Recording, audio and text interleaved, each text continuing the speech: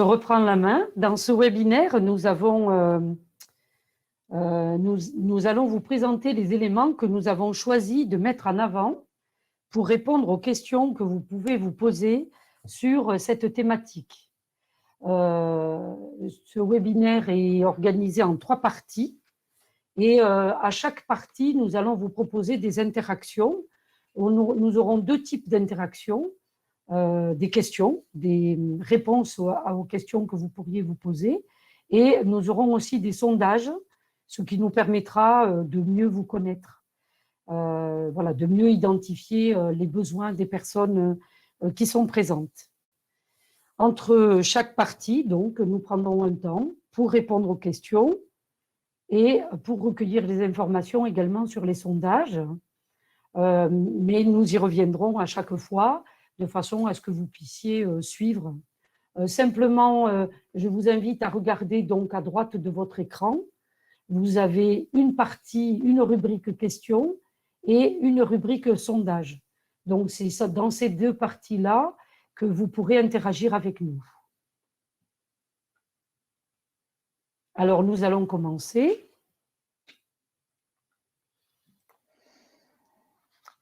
Alors, pour ce webinaire, nous allons aborder les choses en 3 temps. Tout d'abord, comprendre ses motivations. C'est avant tout identifier quel déclic nous amène aujourd'hui à nous questionner sur une possible reconversion. Confirmer son projet, l'objectif c'est de passer de l'idée du projet au projet et de la mise en action et comment on sécurise son projet. Et puis, sur la dernière partie, se former. Donc, nous verrons comment choisir sa formation et puis, les modalités pour la financer.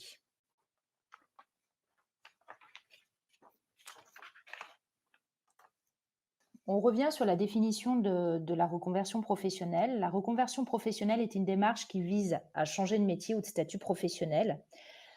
En effet, aujourd'hui, la perspective d'une carrière linéaire n'est plus tout à fait aux normes, hein. Chacun a des priorités, qu'elles soient d'ordre professionnel, d'épanouissement personnel, et ressent le besoin de changer de métier en cours de route, hein. Pour vous donner un ordre d'idée, chaque Français passe ainsi en moyenne par une dizaine d'emplois différents au cours de sa vie, hein, de sa carrière professionnelle. Donc un métier pour la vie, en gros, c'est fini. Il n'y a pas d'âge non plus propice pour changer de métier et s'engager dans une reconversion professionnelle. Elle peut intervenir à tout moment.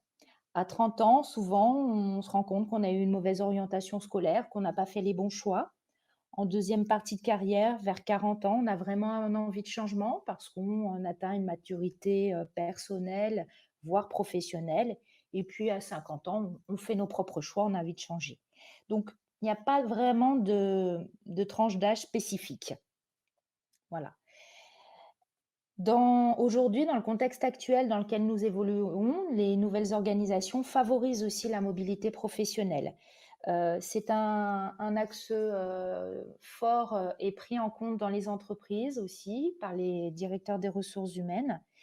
Et les dispositifs de la formation professionnelle, de l'accompagnement au changement par les conseillers en évolution professionnelle tendent dans ce sens. C'est-à-dire qu'il existe énormément de solutions pour passer le cap, justement.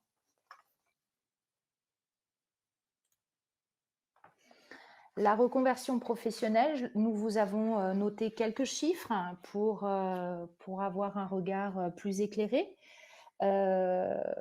C'est une démarche aujourd'hui qui a vraiment le vent en poupe, hein. 9 personnes sur 10 ont songé à changer de métier.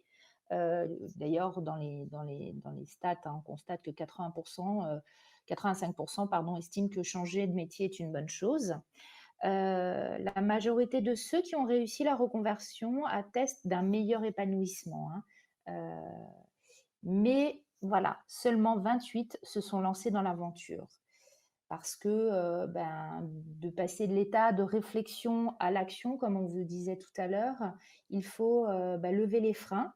Le plus souvent, ces freins sont la peur de l'inconnu, le manque de confiance en soi, une situation économique parfois instable. Et puis, ce qui fait peur, la plupart du temps, ce sont les démarches qui paraissent excessivement complexes. Donc, l'objectif de ce webinaire, c'est de vous aider à lever quelques-unes de ces appréhensions pour vous mettre sur la voie de la reconversion. Je vous donne un exemple. Nous avons accompagné Florie, 35 ans, qui nous a confirmé que les démarches et les papiers, la méconnaissance des dispositifs lui a demandé beaucoup de temps, beaucoup d'énergie. Et en fin de compte, le fait d'être accompagné par une structure, et on viendra un petit peu plus loin dans ces exemples-là, l'a beaucoup aidé et lui a permis de lever tous ses freins et de ses peurs.